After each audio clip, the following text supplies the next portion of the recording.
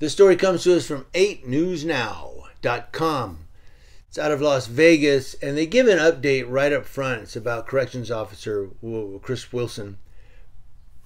And they say Christopher Wilson posted a surety bond 2 days after the incident and has been released from the Clark County Detention Center, and on April 13th, he's due in court.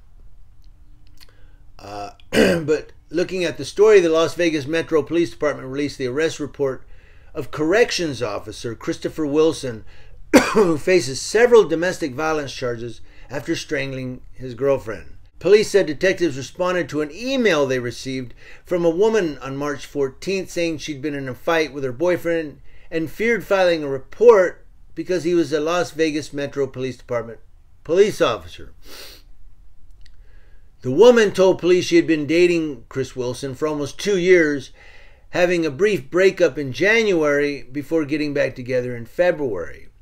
Shortly after reconciling, the couple took an international trip, and days after returning, Wilson had been jealous of men she had communicated with during their breakup. Jealousy will kill you, man. Shortly after returning from the trip, Christopher Wilson had asked to see his girlfriend's text and social media messages. On March 11th, the woman allowed Wilson to go through her phone, and after reading one of her messages to a man, Wilson became extremely upset. The woman tried to explain the message was innocent and denied any connection with her and the other man. Now, they were broke up, right? So she could talk to whoever the hell she wants to talk to, I guess. Christopher Wilson became enraged and pushed his girlfriend on the bed, straddled her, making it impossible for her to move. Then pressed his hands on her throat to the point where she could hardly speak or get a breath in, according to the police. Now, she says she tried to break free but was unable, and eventually Wilson took his hands off her throat.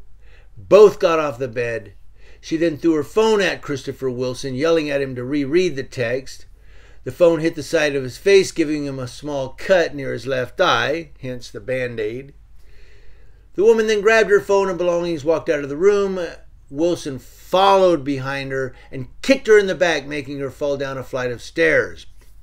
As she picked up her things, Wilson told her, "I should have shot you in the face. I should have pistol whipped you in the face," according to her report. Now, of course, she rushes out the door, jumps in the car, drives to her sister's home. She tries calling 911 but hung up twice out of fear, and later that day went to the hospital and decided to email the police instead. Now, she did undergo a sexual assault nurse examiner exam at University Medical Center, and preliminary findings showed positive signs of strangulation. On March 15th, police found Wilson and took him to Metro headquarters for questioning, but Wilson declined to speak with detectives.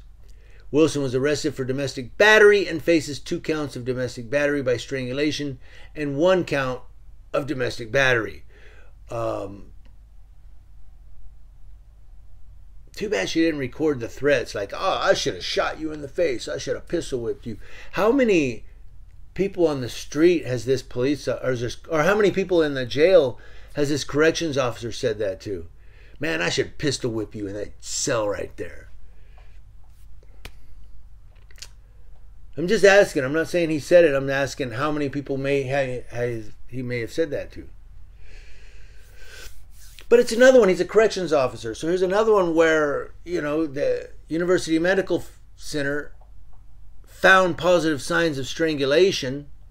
So here's another one where somebody with a badge has anger management issues. Can't control his anger. Can't control his hands. And he's got the authority and the state certification to put hands on people. It's a dangerous thing. Makes you kind of fear, don't it?